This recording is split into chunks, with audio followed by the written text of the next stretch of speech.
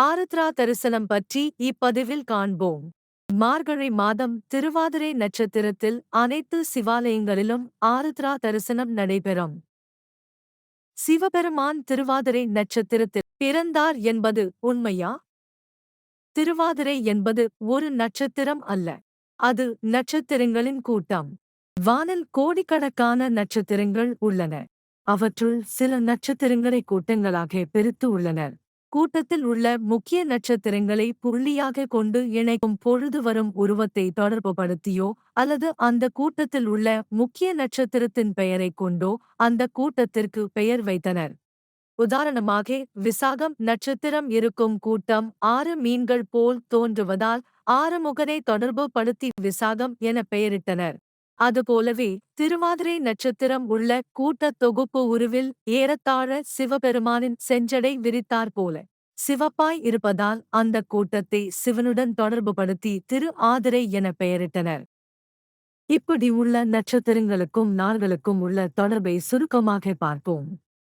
பூமி சூரியனை முழுவதுமாக ஒரு முறை சுற்றிவர 365 நாட்கள் ஆவது போல சந்திரன் நமது பூமியை ஒரு முறை சுற்றிவர 27 நாட்கள் ஆகும். அவ்வாறு சுற்றும் போது பூமிக்கும் சந்திரனுக்கும் நேர்கோட்டில் உள்ள நட்சத்திரமே அன்றைய நாளின் நட்சத்திரம் ஆகும். எனவே ஆதியும் அந்தமும் இல்லா அருட்பெருஞ்சோதி ஆகிய அதாவது பிறப்பும் இறப்பும் இல்லாத சிவபெருமான் பிறந்த நட்சத்திரம் அல்ல திருவாதிரை. சிதம்பரத்தில் வியாக்கிரபாதர், பதஞ்சலி மற்றும் தேவர்களுக்கு சிவபெருமான் நடனமாடி காட்சி கொடுத்த நாளே மார்கழி மாதம் திருவாதிரை நட்சத்திர நாளாகும்.